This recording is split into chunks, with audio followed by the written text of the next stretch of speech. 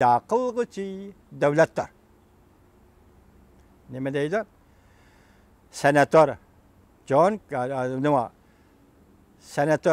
Carter bunday hisoblaydi. Jungo Amerikaning yig'iniga kechiringlar. Nozik bir taraf shuki, yig'inda prezident Trump chet eldan mablag' selish to'g'risida orqa-orqadan fikr o'tirib qo'ydi. Yig'in qatnashgan davlat majlisining a'zosi Tom Cotton fikr bayon qilib, mundaq hisobladi. Jungo Amerikaning sanoatiga ziyon soldi. Uzundan beri Amerikaga raqobatchi davlat bo'lib keldi.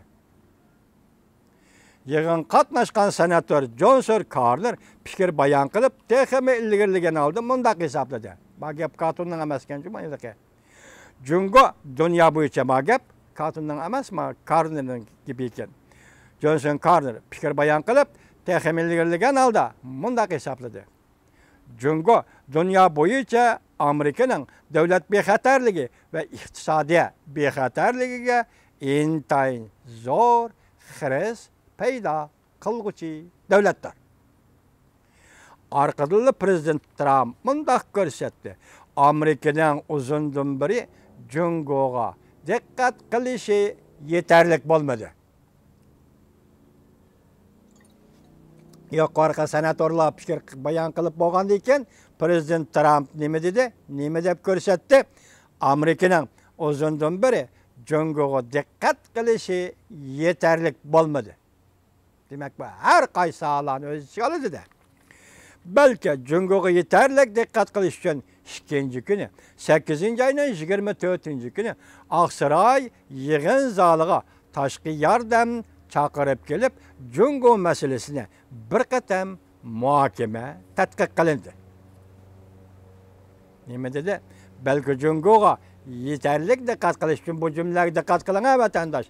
Endilikda balki Jungoga yetarli diqqat qilish uchun 2-kuni, ya'ni 8-oyning 24-kuni Oqsaroy yig'in zaliga tashqi yordam chaqirib kelib, Jungo masalasini yana bir qatam muhokama tadqiq qildi. Bu tashqi yordam qaysi? Yaponiya, Yevropa davlat ittifoqi. Davlatlar ittifoqi 24-kuni Washington bosh qo'shdi dedi-ku.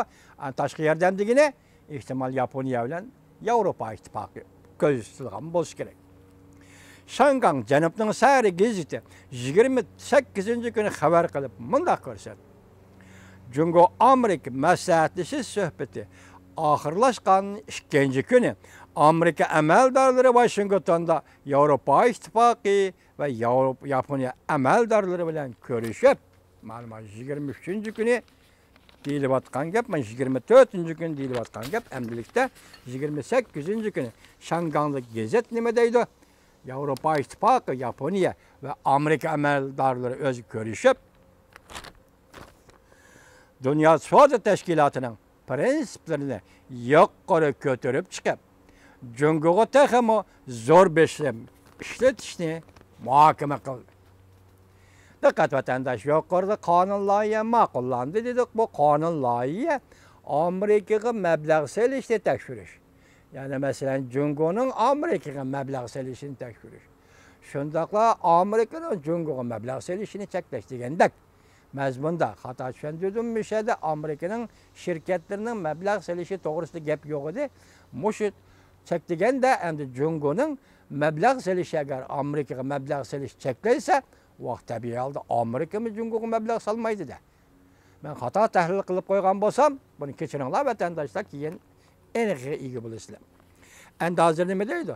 Dunyo savdo tashkilotining prinsiplarini yuqori ko'tarish va shu orqali Jungoga bosim ishlatish. Yaponiya, Yevropa ittifoqi, Amerika Qo'shma Shtatlari shu orqali Jungoga bosim ishlatish. Bu yerda nima dedim? Aytganim men boshda so'zlayotganim nima degandim?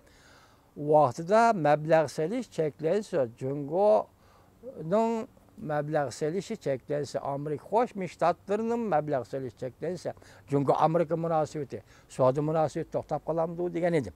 Hozir ham Dunyo savdo tashkilotining prinsiplari bo'yicha Jungoga bosim ishlatish deganda bu yerda mumkinmi? Masalan, Dunyo savdo tashkilotidan Jungoni qo'g'lab chiqarish degan so'zni ishlatsak mumkin bo'lamdiganda, agar ortiq kelsa men tanqid qilinglar vatandoshlar. Soat urushidan boshqa Washington yana Jungoga qaratgan yangi urush maydoni ochmoqchi bo'ldi. Soat urushi bo'ldi. Soat urushidan boshqa Aqsaray endi bevosita Jungoga qaratgan yangi urush maydoni ochmoqchi bo'ldi. Nayt aniqki, Jungoga qarshi qattiq qo'llar bu qatimqi hujum signalini yangiratdi. Başta kuzlik hujum dedik-ku. Demak, Aqsarayda qattiq qo'llar bu qatim Jungo hujum qiladigan signalni yangiratdi. Amerika Bloomberg agentligi 27-kuni xabar qilib, mundaq ko'rsatdi. Amerikaning yaqindagi harakatlari shuni ko'rsatdiki, prezidentning qanoti ostidagi Jungoga qarshi qattiq qo'llar bu qatimqi munozarada g'alaba qildi. Yana olaman. Jungoga qarshi qattiq qo'llar prezidentning qanoti ostidagi qattiq qo'llar bu qatim Washingtonda ochilgan muhokama munozara yig'inida g'alaba qildi. Qancha zaman kutdi o'qmish kunlarni hurmatli vatandosh. Qachon Amerikada Jungoga kommunizmga qarshi qattiq qo'llar qachon Aqsarayga kirdi deb qachon kutdi o'qmish kunlarni hurmatli vatandosh. Bugun nima dedi? Amerika Qo'shma Shtatlarining prezidenti Trampning qanoti ostidagi qattiq qo'llar bugun Aqsarayda yig'inda g'alaba qildi. Xabarda mundaq ko'rsatildi. Jungoga qarshi qattiq qo'llar 4 ga bo'lganlikdan Amerikaning Jungo bilan bo'lgan suhbatda o'ttirib qo'ygan talablari borgan sari keskinlashdi. Qattiq qo'llar g'alaba qildi, Jungo qo'yilgan talablar borgan sari keskinlashdi. Chunki ular Jungoni strategik raqobatchi deb qaraganlikdan shundaq bo'ldi. Qattiq qo'llar endi Jungo strategik raqobatchi deb qaradi. Esingizda 12-oyning o'tgan yili 12-oyning 2017-yili 18, 19, 20 kunlari bu intayin muhim kunlar va davlat mudofaa strategiyasi va Amerika Qo'shma Shtatlarining bexatarlik strategiyasi, davlat bexatarlik strategiyasi e'lon qilingan yillar. Demak, o'tgan yil 12-oyning oxirida asosli strategik siyosat belgilandi. Bugun endi bu ijro qilindi. Shuningdek, Jungo bilan Amerika o'rtasida savdo urushi boshlandi. Shuningdek, endi bugun 16-kuni, 23-kuni, 24-kuni 8-oyning bir oy ichida deylik, yarim oy ichida Aqsarayda jiddiy yig'in, maxsus Jungo to'g'risida jiddiy yig'in chaqirildi. Şunun ulabla biz başta gösterdik Şinjan to'g'risida. Mesela 15 nafar devlet meclisi a'zosining Şinjan to'g'risida, ya'ni Şinjanda Uyg'urlarni, mustamlaka Uyg'uristonda Uyg'urlarni hapsiga olish, nazarband qilish, xo'rlash qatorliq diniy e'tiqod erkinligini cheklash, xo'rlash ve ular zulm silish qatorliq masala bugun Marco Rubio senator Marco Rubio orqali bularni, ya'ni shuningga munosabatlik Jungo amaldorlarini qattiq embargo qilish va qattiq jazolash to'g'risida tunji bo'lib Marco Rubio prezident Trump hukumatiga xat yozdi. Demak, bularning hammasi siyosat va yig'in bilan birdek kelyotganda qanday hurmatli vatandosh.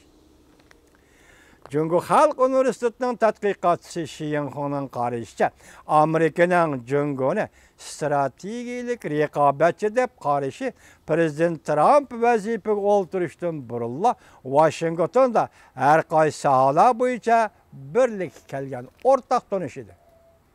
Prezident Trump Aqsarayga kirmasdan burun, vazifaga o'tirmasdan burun Jungo raqobatchi degan so'z Washingtonda har qaysi sohalarda o'rtaq tonish qilingan fikr edi. 12-oyning o'tgan yili 2018-kuni davlat bexatarligi va davlat mudofaasi strategiyasining hammasida Jungo va Rossiya Amerikaga raqobatchi davlat deb belgilandi deb biz leksiyada sizlarga so'zildi, hurmatli vatandosh. Biz o'rtaq tonish bugun butun Amerikasiga doirasiga tarqaldi. endi şu Washington'da şekillengen ortak tunuş bugün endi bütün Amerika devlet tevelligilik zimmillağı tarqal, bütün Amerikaga tarqal dedik. Yakında Prezident Trump imza koygan chet el meblağını, xatirini tekşiriş yan kanun layihasi şüphesiz ki yukarı ortak fikir ekiminin ameliy hareket katlamidiki mühim bir kısmıdır.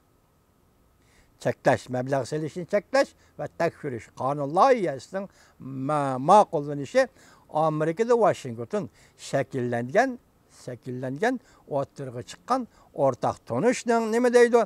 Yoki shunday ortak tonuş fikir ekiminin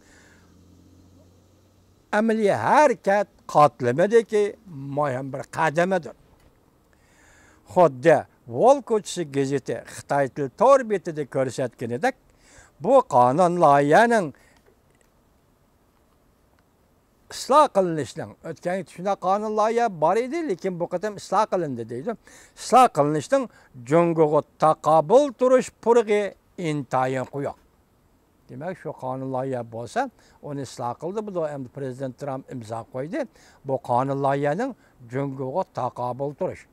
Soda meselesi, çıksat meselesi de Cungo'ga takabül duruş pırgı intayin güçlük değil, intayin koyuk değil. Angliya İqtisodshunoslar jurnali navbatda bir parcha maqola e'lon qilib, mundaq faraz qildi.